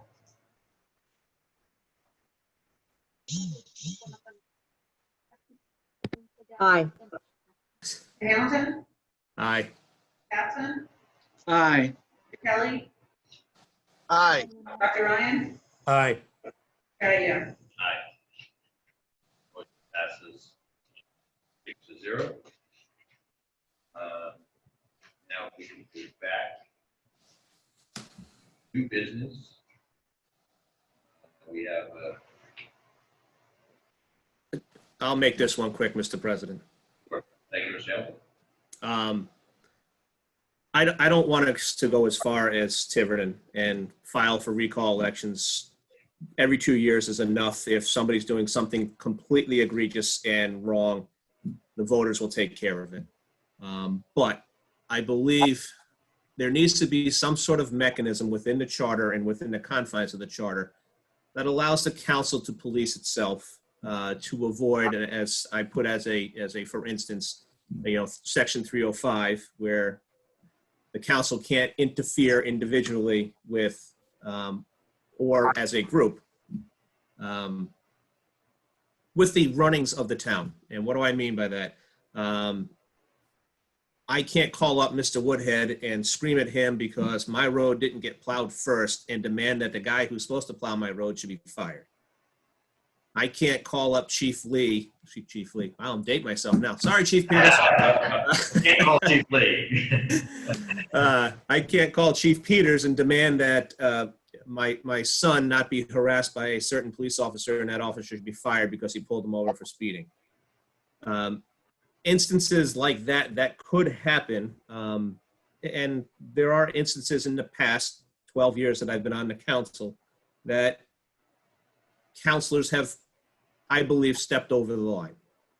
Can a counselor call up or send an email to Mr. Woodhead and say, hey, I saw a pothole on Adams Drive, which apparently are all going to get fixed in the fall. Really? Yes. I Fantastic. Copy Mr. Rayner or whoever the administrator is at that point in time. But I think there needs to be, and I guess my request would be to put on a ballot, a charter amendment underneath the town council that allows the town council the ability to create rules to police itself and censure its members. Again, I don't want to go to recalls because it's too darn expensive. We don't have the money to do that. And partisan or not, it gets ugly like it happened over in Tiverton. I don't want that. I just want it to be the ability for the council to police itself. And I think the school committee should be able to do it as well. Right. Right. Yeah, Mr. Hamilton, what do you conceive the effect of censure would be? That's a tough one, because if it's a personnel matter and it's kept in executive session, then it means nothing because it can't be used as a political ploy in an election season. I don't know.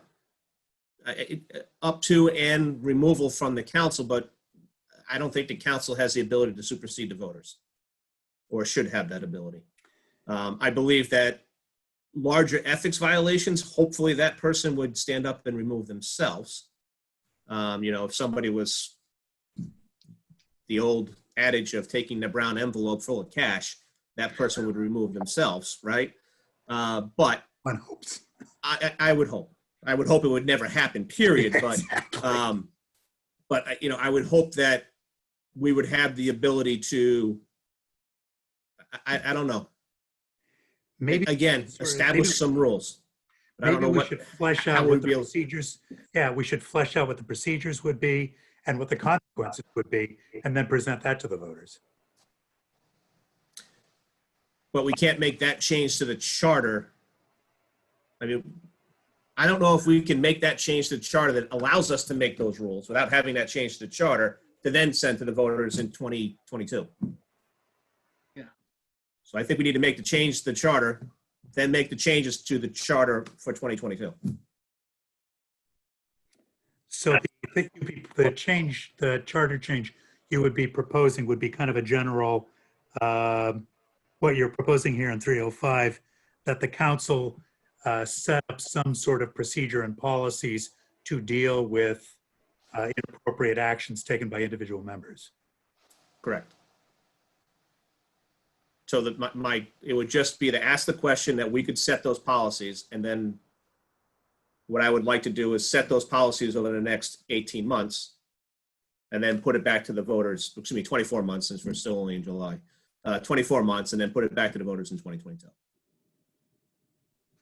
This is how the council will police itself. So, Mr. Cashman, go ahead. Thank you, Mr. President. I appreciate the comments, and I support the idea Mr. Hamilton is forwarding. In principle, of course, we can't put something in principle on the ballot. We have to put something concrete on the ballot.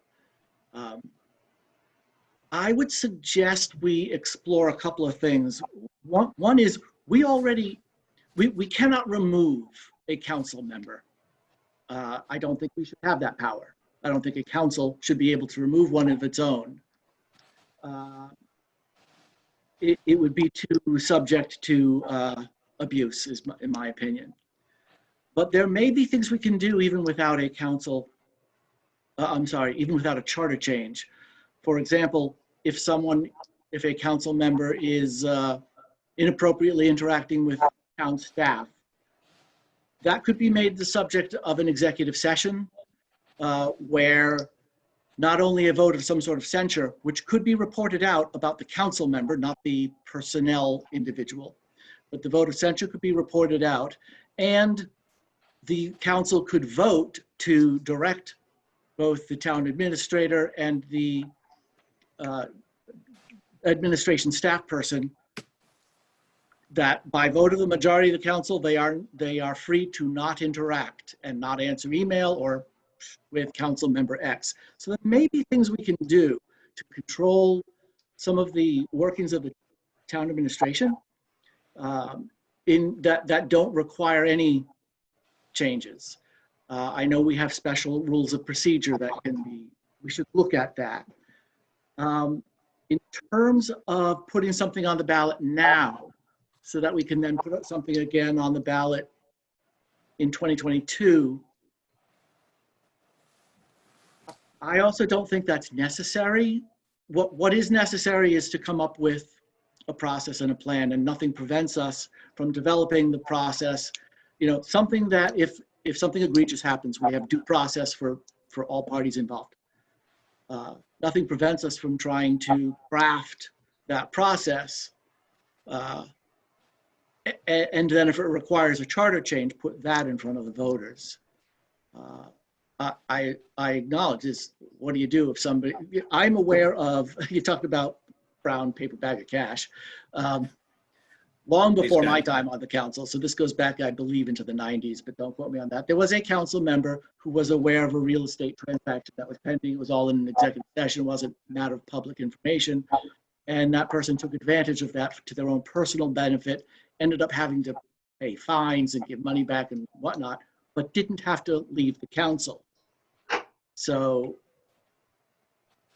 maybe we do have some sort of, maybe we should establish some sort of criteria, and this would have to be in the charter, that if certain levels of offenses are found, so conviction, for example, not just an allegation, that disqualifies a person from membership. But these are all things that I think that we should discuss and put on the ballot for consideration in 2022. And I don't think we need a charter amendment now in order to have those discussions and develop those processes. Kelly? Mr.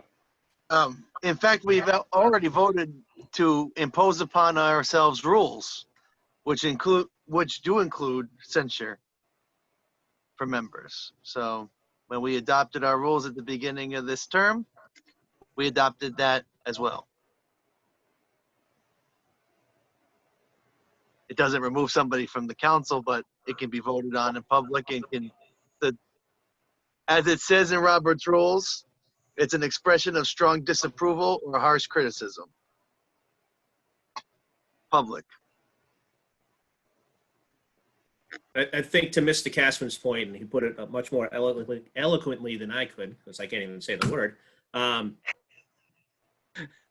Having levels at which that person should be removed without a vote of, if somebody goes out and commits a felony, not just picking a crime term, right? Is that high enough level? Obviously, if somebody were, God forbid, to commit murder, should they really still be serving on the council, and should the voters, should we have to wait 6 months, a year, 18 months for the town citizens to decide that?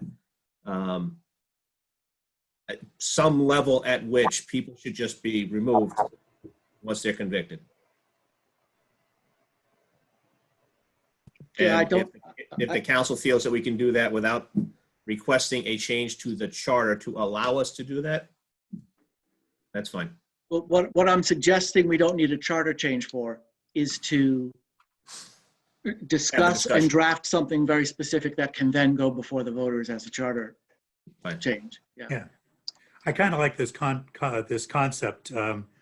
Personally, as far as not interfering with the town administrator, I don't think our current town administrator would have any trouble telling any of us to go to hell if we did try to suggest he do something different with his staff.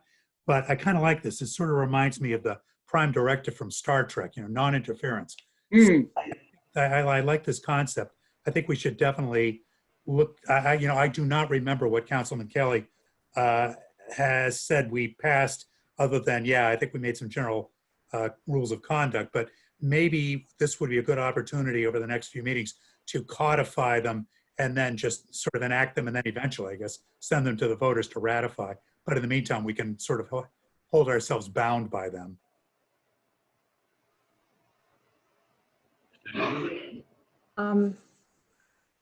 I would ask our town solicitor, in order to be elected to office, don't you have to be a qualified elector, and doesn't committing a felony disqualify you from being that?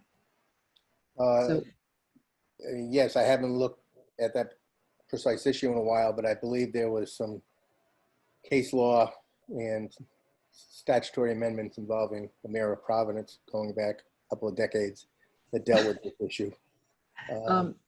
So there are already, we don't have to say we're going to police ourselves. That's always a red flag. People shouldn't be allowed to police themselves, frankly. But we do have to meet the standards set by criminal law, as well as the Board of Elections and the Board of Ethics, the AG. And I would think that if any violations of that nature took place that are somewhat below felony, maybe that's an area that we have to explore. But I do want to address some of the concerns you had, Mr. Hamilton, and specifically raising this issue. I mean, the first one, I guess, was said in jest, but I do want to make sure people understand. When you're talking about a town council person asking that certain roads be fixed, including the ones in front of their house, that is in fact why the town administrator and staff of DPW has a street analysis done by a third party and a prioritization and a ranking system that assures that that very thing does not happen, that the streets in Portsmouth are fixed according to their need. And I want to make that crystal clear that even as a joke, we instituted that so there could not be the kind of favoritism that is possible when you don't have that kind of analysis and planning. Secondly, it seems that the other concern you had was the one addressed by Dr. Ryan, and although I am a Star Trek fan, I do believe also that our town administrator has within the charter been given the authority to hire and fire staff, and that that is something that we are already prohibited from stepping on. So the two examples that you raise to introduce this idea are not the ones that I think need to require the town council to act to self-police ourselves. I think the more nuanced issue is that we have to make sure that something short of a felony is something that we might consider requiring removal of an elected town council member. Now, again, you start to cross into that zone of going against the will of the people who elected that person. So it is a balancing act that has to be done, and certainly not one that we can decide tonight or that we can put on the ballot for discussion, because at this point there hasn't been enough research done on it. So that I would recommend that we table this discussion until more legal analysis is done. Thank you. Andrew Kelly, second. Hamilton, you have a comment? Well, technically I can't, but yes, the instance in terms of a council person asking for the removal of an employee below the level of town administrator has happened in the past. And there's no recourse for if another counselor knows about it or was involved in it and wants to stop it. There's no recourse in terms of being able to hold that person accountable for Section 305. And that's part of it. It would only become a problem if the town administrator was going to feel intimidated into following that directive. No, But it's a to my knowledge, that problem. hasn't happened. It's a problem for it happening, period. It's against the rules of the charter. It's against the law for you or any of us to go to the council, to the administrator and say, I want X removed or fired.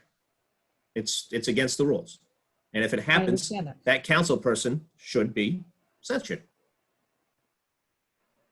I know, obviously, there's been a lot of discussion on this tonight, and I do see where there's area that we could improve upon here. I was not aware of, I was not aware that those earlier rules that we had applied, I didn't know if we had the ability to so-called, oversee ourselves. I won't use the other word, but I do think that it's important for us as counselors to at least keep ourselves accountable, to make sure that the citizens know we're holding ourselves accountable. If we feel that we have the ability to do that currently, I'd like to continue to explore that. I don't think we have the specific language in place tonight to do something which would allow this thing to advance, just for consideration. But I do think we have a mechanism in place that we should, as counselors, explore to make sure that, we are holding ourselves accountable, and we're not, above any of the items that are in the charter. So that's, I do think that it won't hurt to at least explore this and make sure that, hey, if there's, if there's action that needs to be taken, we have a process in order to take action. I'm not saying that we have a specific problem. I'd like to make sure that if there ever were to be a problem, that there's a procedure, because honestly, in looking at the charter and going through some of the stuff, it doesn't really give us specific direction. We have certain items here for item 305, yes, but there could be other instances, that are other violations that aren't listed in the charter that could require, or should require the counselors to take action. I don't see the harm in having us, look a little further at what, and Mr. Kelly, as Mr. Kelly brought up, there may be some, we may already have some mechanisms in place, and if it then evolves into a charter discussion, so be it. But I would like to make sure that that there is a framework that we can all be, held to, in addition to what is currently in the charter, just in case there's something that's slipped through over the years. Again, we just sat through and went through a lot of charter revisions, but we should also take a look at ourselves, just to, in fairness to everything. That would be my position on it. So I know it's been a motion and it's been seconded, but I would like us to explore what Mr. Kelly mentioned, that through the process or the rules that are in place, do we have the ability? What are our limits? What can we do? What can't we do? And if we need to make additions, well, then that might be the charter question down the road. I don't know if I said that. I can't use the eloquent word. Mr. Gadsden. Yeah, no, I think that I agree with you, Mr. President, and I, like I said, I agree in principle with Mr. Hamilton. I think that there are things that we can do under our current procedural rules and within the bounds of the charter. We've just never, and by we, I mean the town of Portsmouth, not the 7 of us. We have never sort of gathered that together in one place as a set of disciplinary actions that can happen. And I think that I can tell you that in 2004, the Charter Review Committee then talked about this. So did the one in 2012. I can't speak for the most recent one, whether they talked about recall elections or some other processes. But the point is, they never forwarded them because they always devolved into, well, we want to raise the bar really high before we oust somebody, and it's 2-year elections.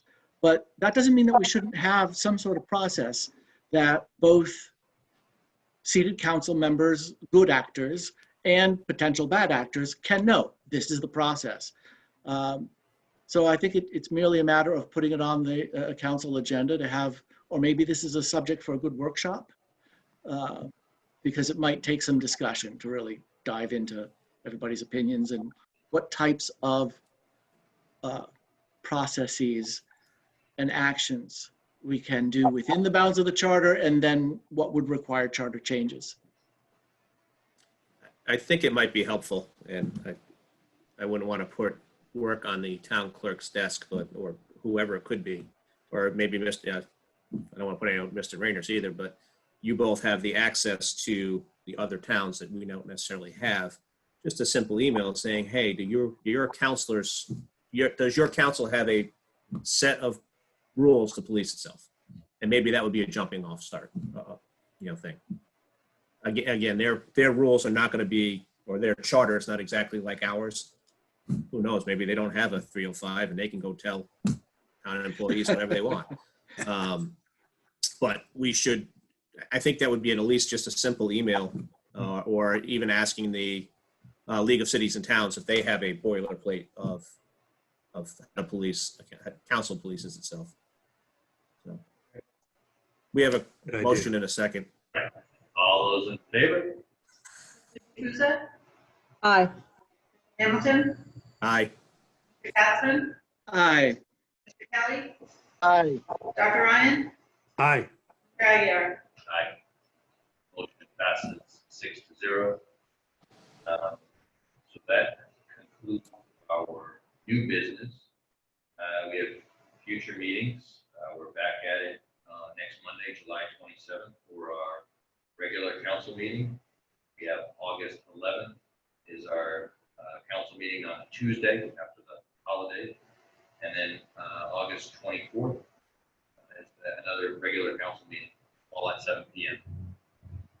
Mr. President, have we reached out to Prudence Island for our annual excursion out there? As to when that might be? We haven't done that only because of the COVID restrictions right now. I think it'd be pretty difficult to hold the meeting. Mr. President, Pick a sunny day, we'll do it out in the field. Yeah, right. We could do that. and Mr. President, I want to clarify that August 11th is going to be the setting of the town administrator goals meeting. And that would be preceded by a review of the town administrator in an executive session preceding that. Sorry about that, yes. Thank you. We'll have to think about the logistics of Prudence Island. Yes. Somehow I got a feeling I'm going virtually, and you guys are all gonna be right where you are. Bon voyage. They have a couple of nice big fields out there. We can do it on top of the old town dump. You'll go out to Farnham Farm, we can do it out there. Yeah. Mr. President, I feel like a virtual meeting would allow more people to attend, frankly, than has ever attended before. A lot of trips, a lot of separate trips over in the police boat. That's the problem. Yeah. We will actually, that's a good point though. We should look into what options are available. And, you know, again, if it's a combination, a couple of us can be over there and it's virtual. However, I mean, I'm open to some, you know, let's try to explore what's available for them. If it is an open field, let's pick a good day. Let's also keep in mind that currently Prudence Island does not have the best internet service. We're working on it, but it's not great right now. In fact, it's been improved significantly. It has. Over the last year. Yes, yes, you can ask Hap. Oh, yeah. All right. So we've got a little bit to do for future meetings, but thank you all for your input. Thank you tonight. Motion to adjourn. Second. All those in favor? Mizuki Fusa, Aye. Hamilton, Aye. Catherine, Aye. Mr. Kelly, Aye. Dr. Ryan, Aye. Dragier. Aye. Passes 6-0. Thank you all. See you next week. Huh? Thank you. Thank you all. Thank you.